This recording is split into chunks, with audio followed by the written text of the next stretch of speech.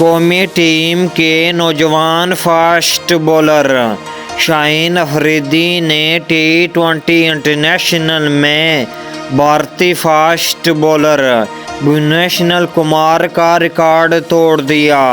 شاہین افریدی نے T20 international match کے ابتدائی اوور میں سب سے زیادہ وکٹیں لینے کا ریکارڈ اپنے نام کر لیا اور بھارتی بولر بھونیشور کمار کو پیچھے چھوڑ دیا۔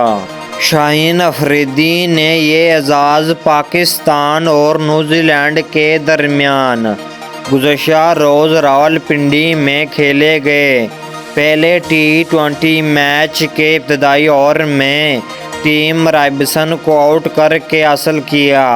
T20 انٹرنیشنل میچوں کے ابتدائی اوور میں شاہین افریدی 47 وکٹیں حاصل کر چکے، جبکہ اس فہرست میں بھارتی فاسٹ بولر بھونیشور کمار 46 وکٹوں کے ساتھ دوسرے نمبر پر موجود ہے۔